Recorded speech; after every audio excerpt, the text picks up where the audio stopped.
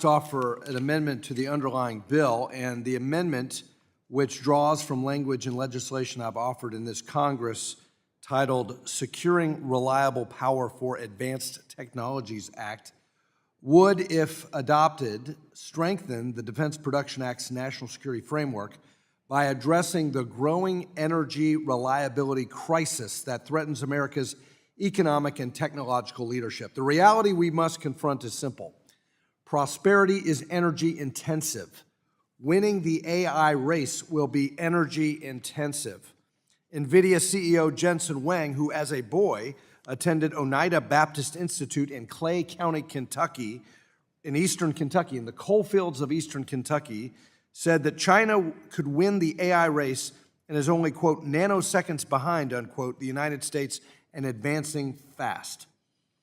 America's ability to outpace China in artificial intelligence will not hinge only on chips and code, but on the energy supply that powers them.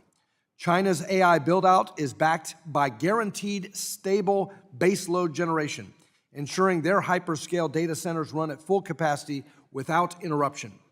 Every week, China permits 2 coal-fired power plants to keep up with this soaring demand. The United States, on the other hand, has created for itself a self-inflicted energy crisis.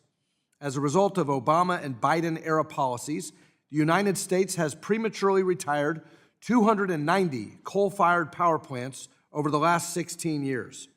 Our country's energy demand is at the highest in our nation's history and is projected to increase 50% by 2050.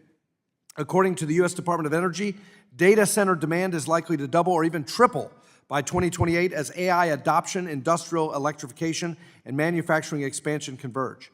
Goldman Sachs estimates that data center power demand may rise by 160% by 2030, driven in large part by AI workloads. McKinsey predicts that data centers could consume nearly 12% of all U.S. electricity by 2030.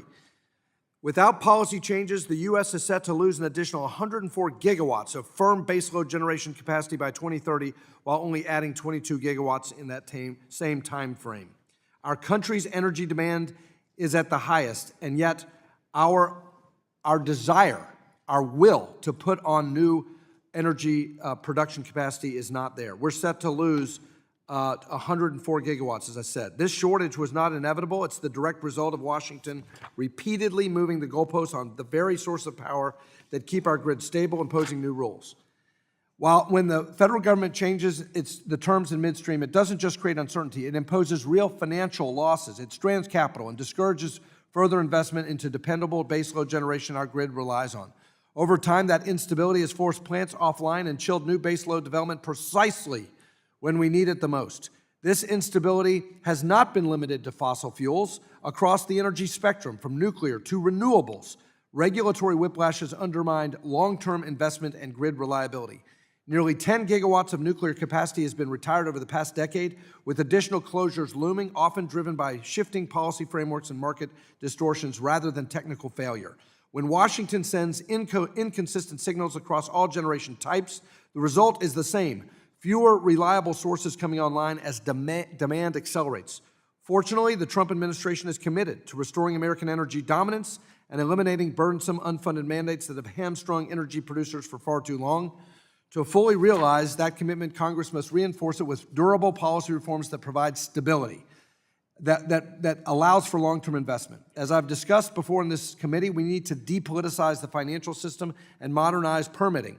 But we also need to ensure energy investments are protected from sudden federal actions that undermine their viability. This amendment would create a new energy security trust fund within the Defense Production Act to prevent major power plant investments from being derailed by abrupt federal regulatory changes. By creating a self-funded trust fund, which would be managed independently to prevent political interference, this amendment would provide targeted compensation to power plants when new federal statutes or finalized rules materially impair the facility's ability to operate, reimbursing them for a percentage of lost revenue, basically political risk insurance.